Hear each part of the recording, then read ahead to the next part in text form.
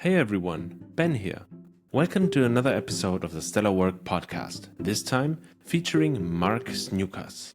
Marc works as a strategy advisor, helping CEOs and business owners design and execute strategies in a smart and fresh way, so that they lead with clarity and confidence and achieve profitable results.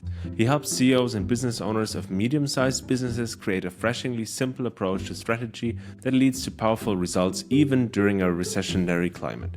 Fast, without months of analysis and planning, and taking too much time and resources away from their daily business. Let's dive into his unique approach called the Better Strategy OS.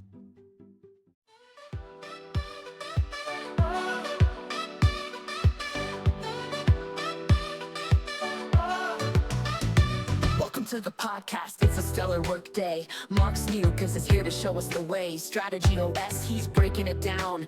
Old school's gone, there's a new game in town. Hey Marc, welcome to the Stellar Work podcast. Thanks, Benjamin. Thanks for the invitation. Glad to be here.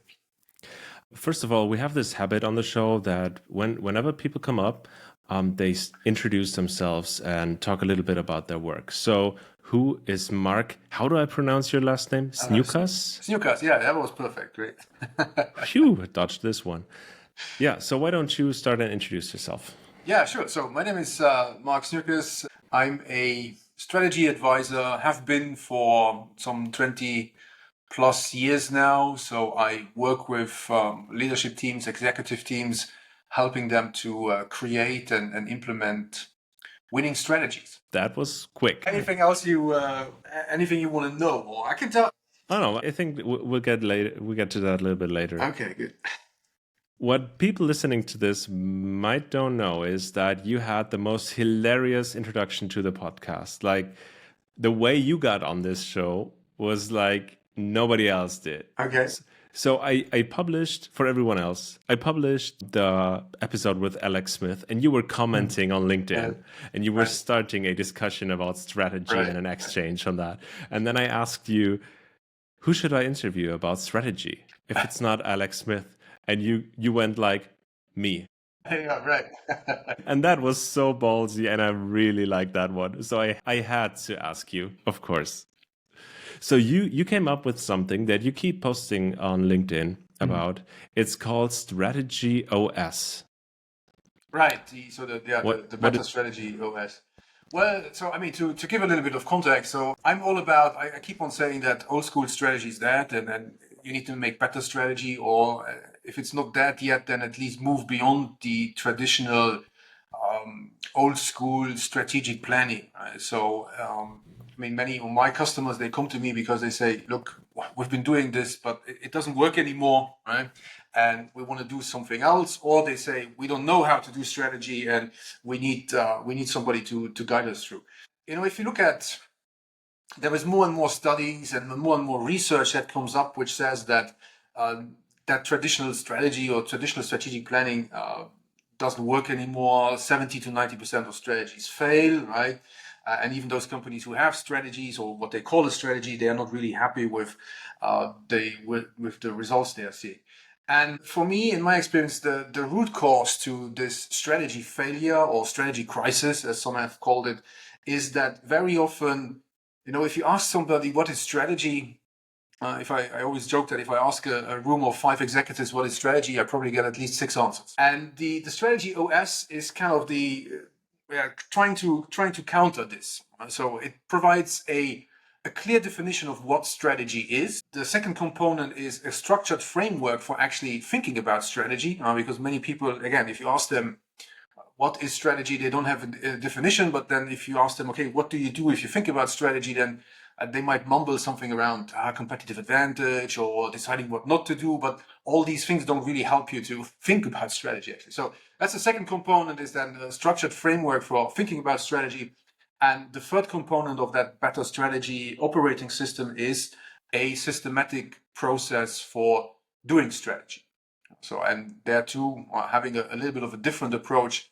And the main difference probably being that it used to be that you did a lot of analysis, and then kind of the assumption is that out of that analysis, somehow your strategy emerges.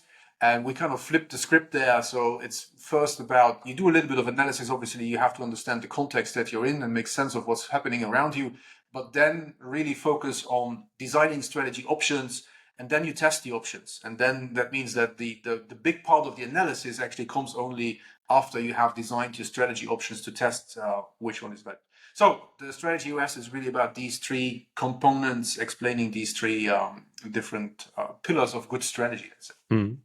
But maybe let's circle back to the beginning of it. You said you provide a definition of what a strategy is. I'd really love to hear that, because I've heard like 100 and I haven't found any that I really like. Yeah.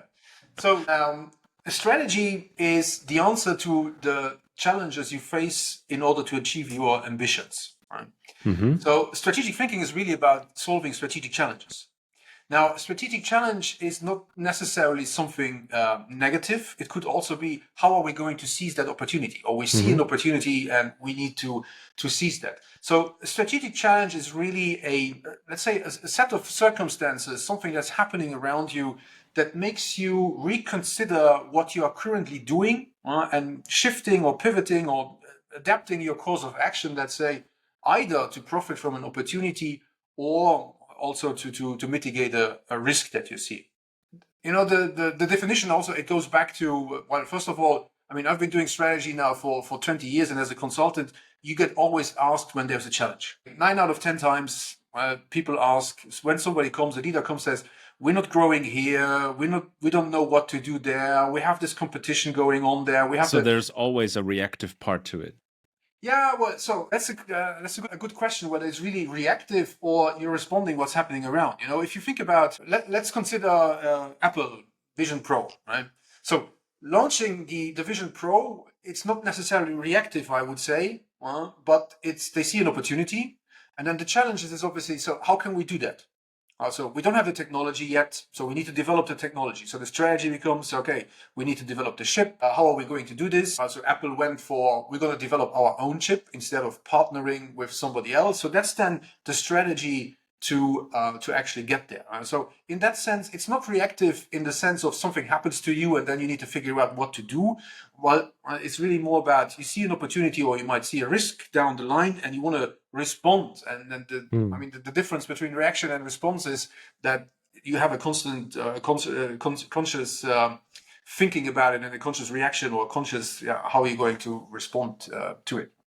And I wonder, does this definition of strategy work for, because there are many different terms of strategy. You have like marketing strategy, product strategy equity wise, so you could allocate equity on a strategic level. Does that work for all the playing fields, or are you aiming at a specific one?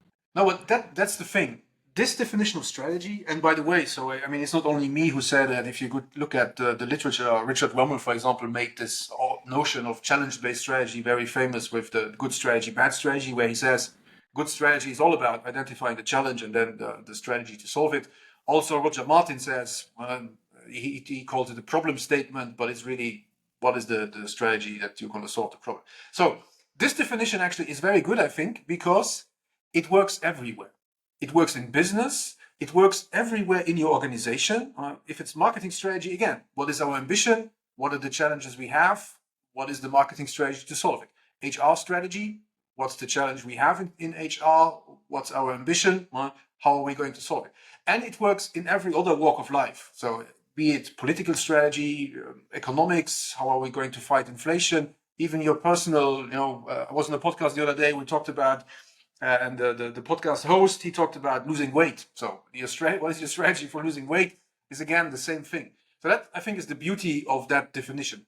Then, of course, if you look at it in the next level, in the business context, there are these generic challenges that every business needs to solve. And that's where this structured framework for thinking about strategy comes into play.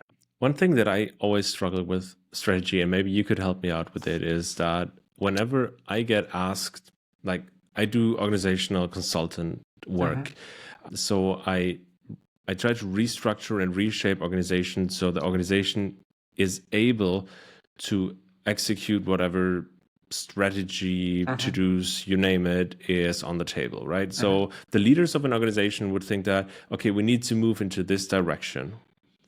for moving into this direction, we have made a plan and we need an organization that fits to our plan. What I always struggle with is thinking about strategy in something like a podcast or writing a blog post about it without providing any context. So I wonder how is that for you when you wrote a book or when you go on a show and we talk about strategy? I'm asking you all these questions on a meta level and you have to answer them without really like, let's say, I've never heard a podcast about strategy not mentioning Apple, Nokia, Kodak, right? Yeah, I guess we mention these examples because everybody can refer to them, right? But so I think this is where that structured framework to think about strategy also comes into place, right? So because you can talk about that, and it doesn't have to be too much rooted into a specific context. And again, also that I think that the beauty of that generic definition is that it works in any context, so you don't need to explain strategy in a particular context, if you like, which is also a danger or a concern I would have with most of examples and most of strategy definitions out there that, as you say, they only work in a particular context, but then it's not a good definition, is it? If it only works for one particular case or one particular context. So that's why, I try to strive for that universal kind of approach. And as I said, so every company obviously has its own strategic challenges, and then again there are these generic challenges that every company needs to solve, and the generic strategic questions that every company needs to ask itself. Yeah, I was just wondering because strategy to me, as it relates to very much to the context, I always thought of, okay, what is the job of a strategist or someone working at a strategy department or figuring out different strategies? Because it really depends on the organization, the organizational goals, the organizational fit, how the organization is structured. Let's take a consulting company providing trainings, right? Providing a big variety of trainings on all sorts of fields of, let's say, project management trainings to make it a little bit simpler. So there is a decline in numbers of people attending those trainings. Right. And people move away from those trainings and spend their money on e-learning courses, and they go into subscriptions because they're cheaper. So because of the high interest rate, we have money that allocates towards a cheaper solution for it. And many companies now create their e-learning plan, their subscription-based business model. And I was thinking about, like, how would I tackle this? What would my strategy be? And I always thought of, well, this is already going on since a year now, and maybe instead of like going into that ocean and fighting the other competitors over those people going into subscription businesses, maybe I should move away from it and offer like the best possible on-site training experience. Because nobody's competing with me if I move into that field. So is that strategy? Yeah, definitely. I mean, you nicely outlined what is the challenge that needs to be solved. So customer behavior changing, basically going towards other solutions, and you propose at least one option for strategy to focus on a different area and go, instead of going cheap, going more high quality with a different kind of experience, if you like. So now the next step, the question will be, maybe you can come up with a couple other options and then test whether the option is any good. So if you offer this, how likely are customers to do that? What would make them change from the subscription model to the option that you are proposing, testing? What would they be willing to pay for that? And then see whether you have a viable option or not. So how would applying your framework work in that sense, or how would that help me with that specific context? Yeah, so first of all, I mean, you have the ambition, we identified the challenge, you have an option. Right? Now with the structured framework for thinking about strategy. So maybe just to give some context here, when I say structured framework to think about strategy, in general, we can say there are 4 levels of strategy. There was like network or ecosystem strategy on the kind of like the biggest level, if you like, where multiple companies get together and they form an alliance, if you like, or they do partnerships to move in the same kind of direction. So here the key question is really, where do you collaborate, or with whom do you collaborate, and where do you compete? Then you have corporate strategy, which is really about what businesses do we want to be in. And here the big tension is, do we want to build a portfolio of diversified companies, or do we want to build a portfolio of integrated companies where we're looking for synergies? And then on the third level, you have business level strategy, which is then all about, well, we decided to be in these businesses. How do we compete in them, in each one of them individually? Obviously aligning to, if you're looking for certain synergies on the corporate level, you need to think about what does that look like on my business level. And then the fourth level is really functional strategy. So HR, marketing, operations, whatever. What is the strategy there? Now, the example you gave, it sounds like it's more on the business level.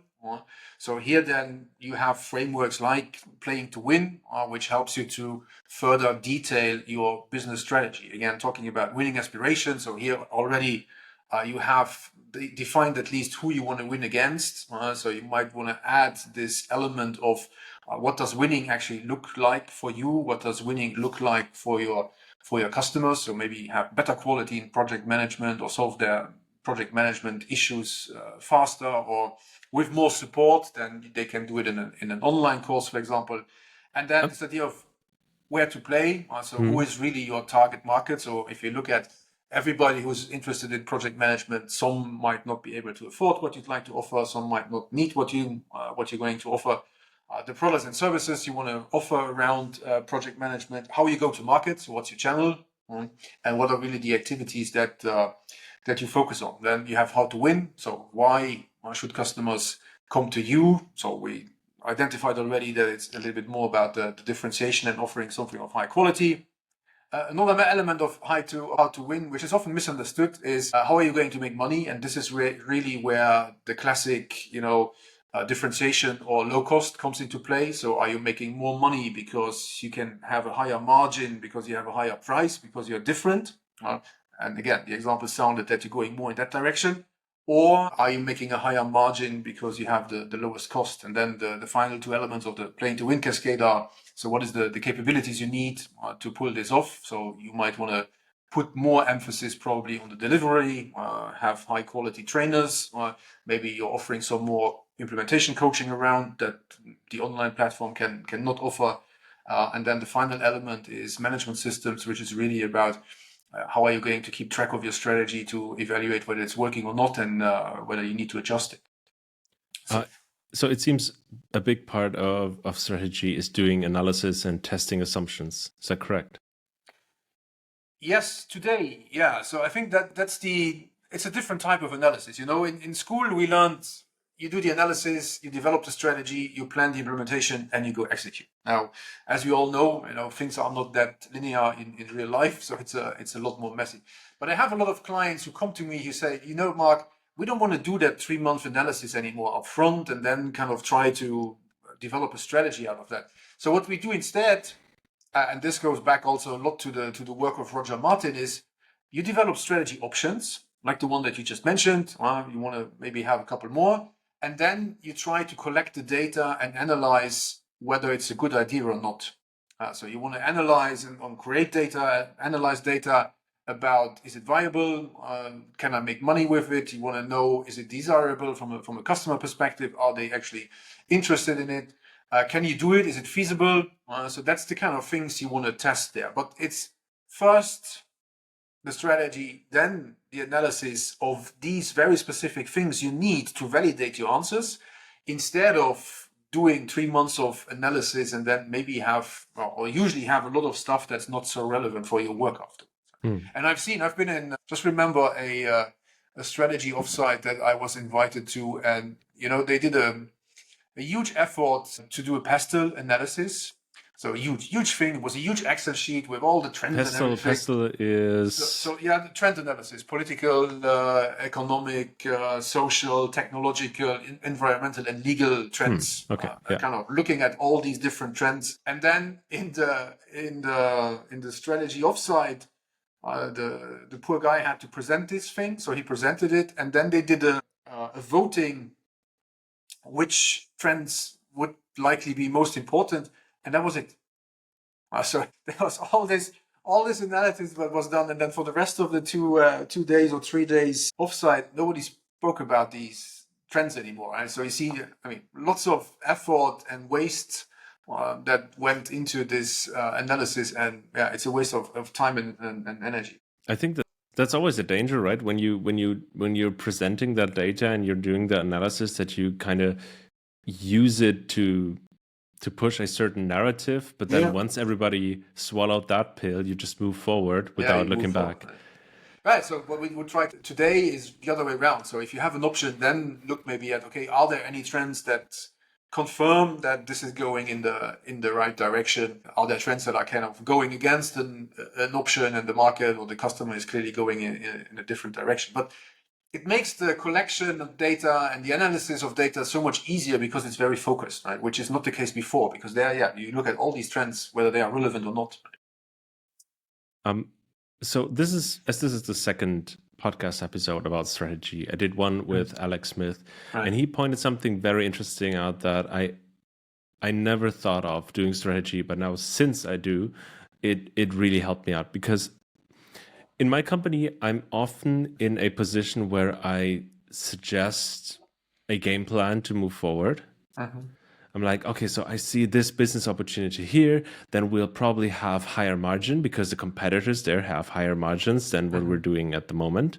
So we might want to allocate our energy and capital over there and also join the ride.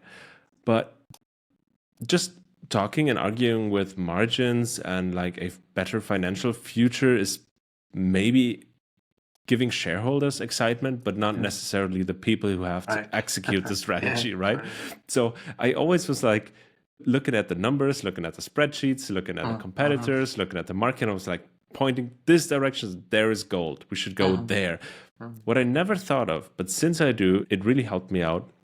And I would love to hear your take on it, is that I need to find a pot of gold, no matter the size, but it should be appealing for many different stakeholders within such a shift in strategy. So at some point I need to propose something that is also appealing for my colleagues, for the people who have to execute it, for the people who have to work in that new environment and that new field in the future.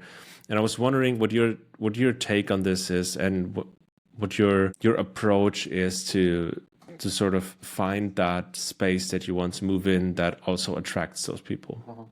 Yeah, so definitely there is also a willingness by many companies I see to be more stakeholder oriented, let's call it, in their strategy work, right? So what we often do is, or so if I say we, myself and with my clients, is to think about ambitions and winning aspirations for different stakeholder groups, for example.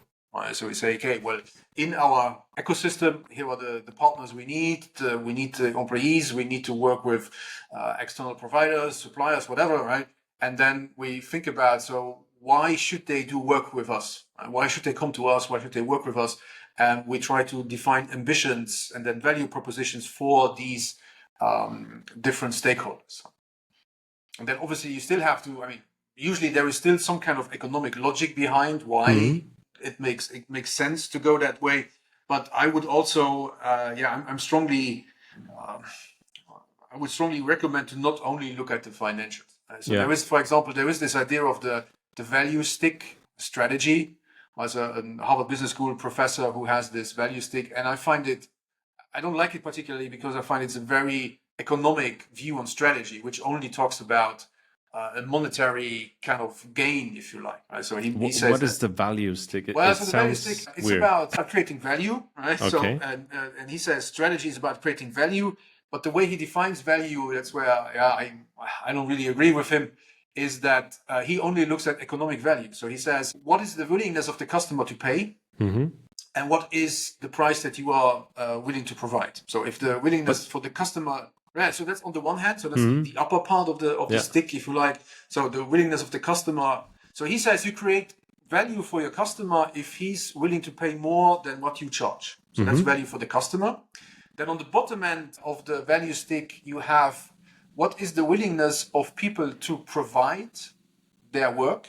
So for how much are they willing to work and how much do you actually pay them? And again, if you pay them more than what they would be willing to pay for to come to work for you.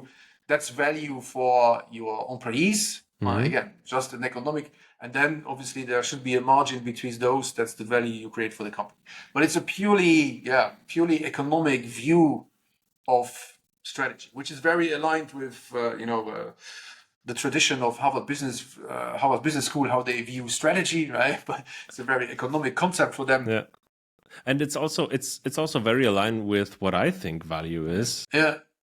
Actually, the more I think about it, the more it's like, for me, if you provide something for society, you get something back, and that's in exchange, that is money. So if you're not providing any service, any value for society, then you don't get the money back. So you have to, it has to be net positive on it. And money is just an exchange of appreciation and value. So if you boil it down to the numbers, there is also like the other aspects of value in it. Like, what perspective am I lacking? What am I missing here? Well, so I think it's really just looking at the financials, right? But as you just said, I think there might be a slightly different.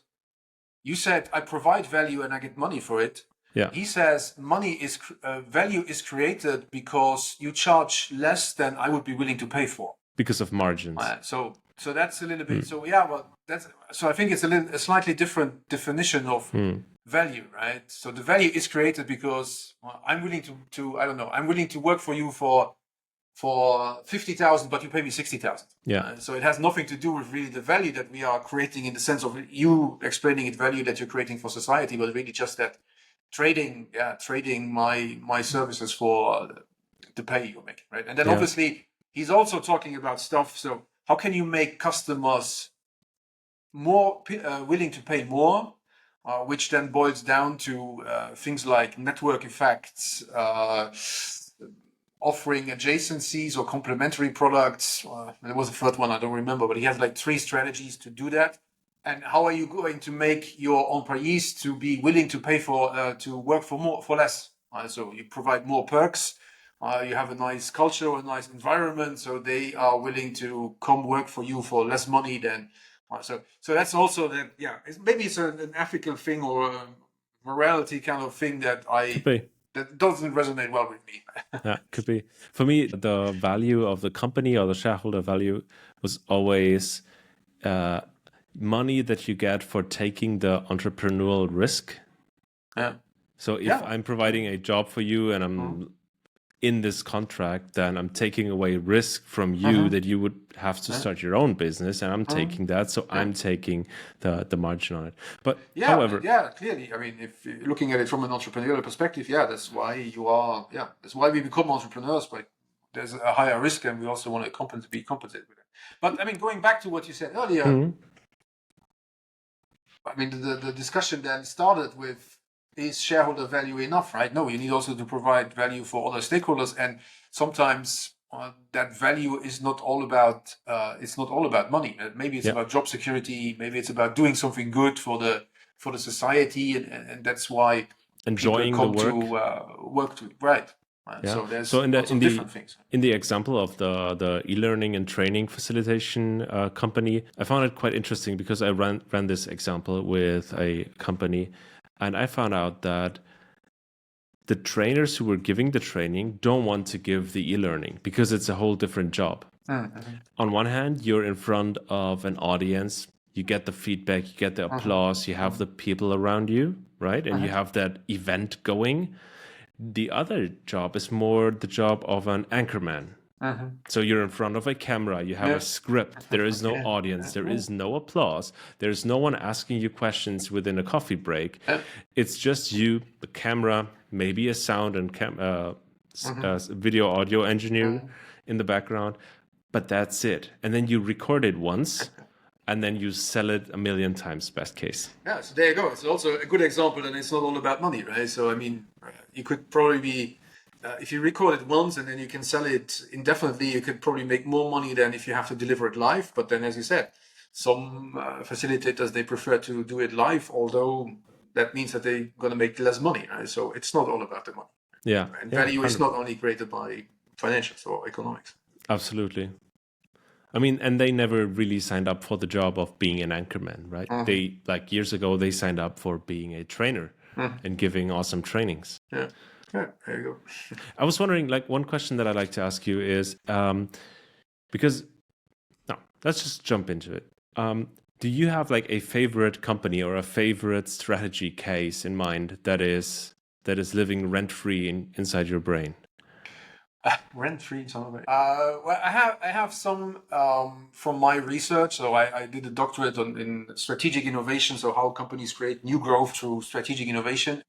One of my favorite examples that I came across at the time is ProSiebenSat.1, so the German TV company or media company, how they created this revenue for equity model.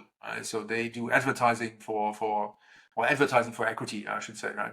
And equity advertising for revenue model. So that's one of my favorite examples. Something that I use quite a lot nowadays is also I talk a lot about Netflix to illustrate this idea of how strategy is a series of solving these challenges, going towards your ambitions. Because I think what they do, or the story is a nice illustration of that key concept.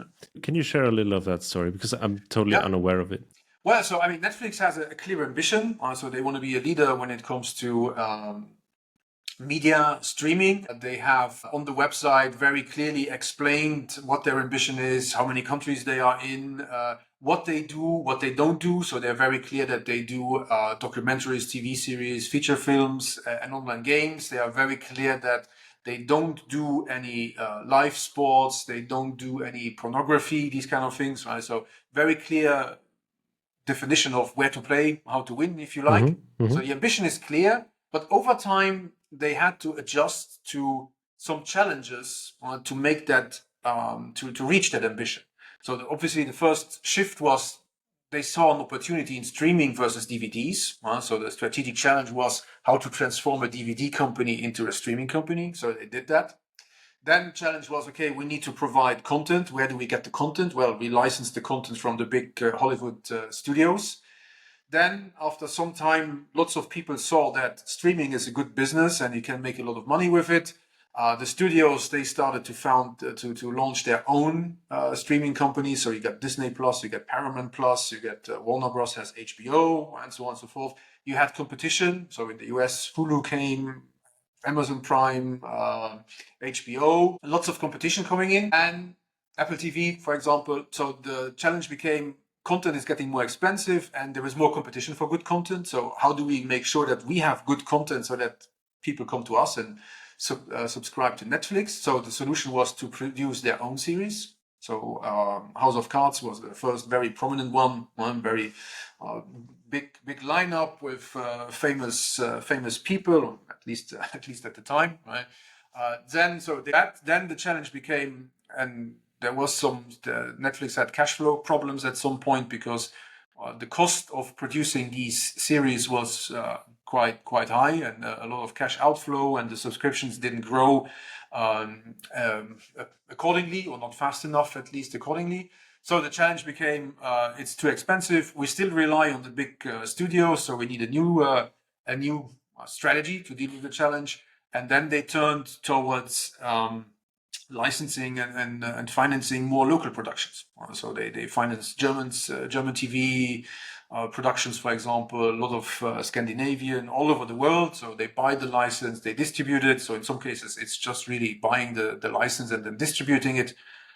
Which also it solves two challenges. One is it's cheaper, but it also solves the challenge that as they grow internationally, they want to have, or they need to have, more international content, because not everybody, especially thinking about Asian markets, likes to watch the American shows only. So they want to see more local content. So you see that the ambition stays the same. The parameters are kind of clear, what they do, what they don't do. But then in between that, they have to adjust how they actually get there, which is really, if you think about it in this where to play, how to win, it's really adjusting the how to win constantly to the challenges that are happening. That is super interesting. I have two questions left on my paper. One is, if you had no idea about strategy, right? Yeah. let's say I have no idea about strategy. That is more reasonable than saying you have no idea. However, like, let's say I want to dig into the topic of strategy. I have no knowledge whatsoever about it. What would you advise me to do in order to get to a certain point where I'm able to formulate, execute, and create sort of a strategy? Well, you could start with downloading the Better Strategy OS, so my guide. Of course. That's the first thing. No, I would just say, so think about what are you trying to achieve? Think about what are the challenges to get there, and then think about how are you going to solve that challenge. So that's the key questions you need to answer, right? And then when it comes to execution, it's really about, okay, what do you need for execution? The most important thing in execution is actually aligning what you do to what you should be doing from a strategic point of view. So that is really aligning actions with the strategy. That's the most important one, and that's also so when I work with clients, I never talk about cascading strategy, for example, in the sense of cascading goals or stuff, but it's really about when we go to the teams and the functions, it's about aligning what they do on a daily basis with what is needed from a strategy perspective. So to give you an example, easy example, if your business strategy is we need to grow in customer segment B, but your marketing and sales people spend 90% of their time going after customer segment A, their actions are not aligned with what is required from a strategic perspective. So we really look at that. So we look at how do you spend your time, and is that actually aligned with what I want to achieve or not? And that is always quite hard, I think, because if you say your salespeople are spending most of their time in a different direction that is not aligned to your strategy, it's maybe aligned to your cash flow right now. So it's something that keeps you alive in order to execute that shift in strategy, or that shift in like on the business side of it.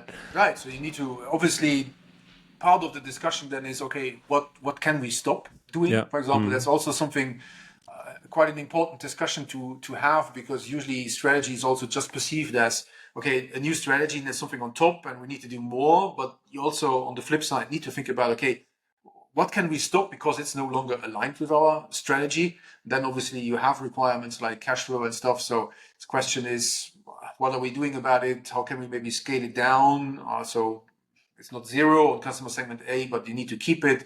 But still, how can we shift to customer segment B? So that's the kind of discussions obviously to be had.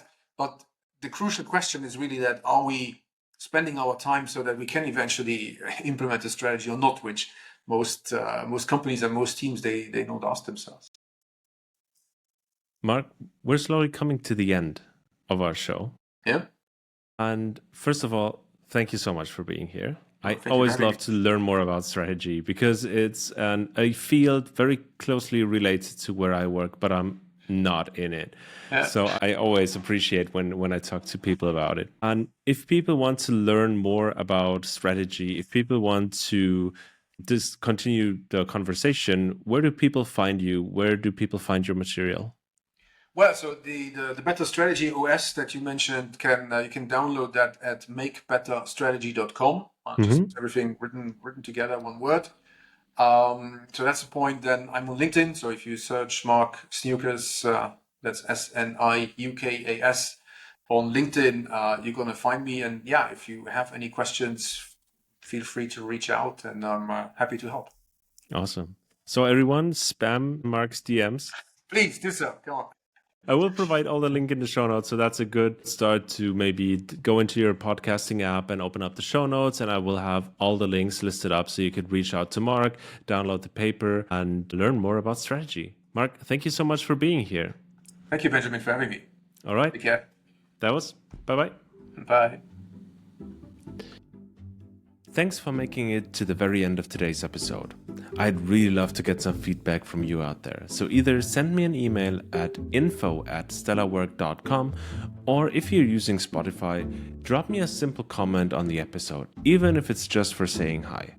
And if you need some help with executing your strategy and in evolving an organizational structure that supports the strategic game plan you've chosen, drop us a line. Stellar Work will not leave you hanging. That's it. See you next time with an episode about Jürgen Appelow's unfixed model. Bye.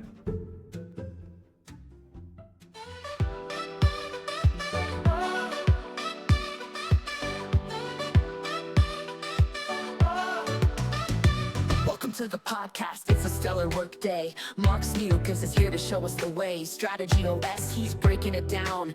Old school's gone, there's a new game in town. It's not just planning, it's how we move. 3 pillars strong, you'll find the groove. Define the challenge, frame it right. Design, test, and take flight. Strategy OS, leading the game. In the stellar work episode will never be the same. It's more than just theory, it's the way to grow. Mark's got the blueprint, now we all know. Strategy OS, where success is made. We're solving challenges, not just getting paid. Structured thinking, that's where it starts. With ambition clear, you play your part. From business level down to the core, you win the game like never before. It's not about guessing, it's about a plan. First test your options, then take a stand. No more 3-month waits, you've got to act. With Mark's approach, we'll never look back. Strategy OS, leading the game. In the stellar work episode will never be the same. It's more than just theory, it's the way to grow. Mark's got the blueprint, now we all know. Strategy OS, where success is made. We're solving challenges, not just getting paid.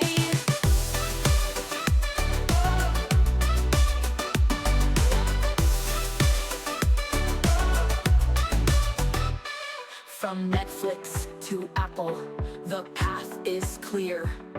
With Strategy OS, there's no need to fear. Align your actions, test your way. Mark showed us how to win the day. Strategy OS, leading the game. In the stellar work episode will never be the same. It's more than just theory, it's the way to grow. Mark's got the blueprint, now we all know. Strategy OS, where success is made. We're solving challenges, not just getting paid. So next to the future with strategy in sight.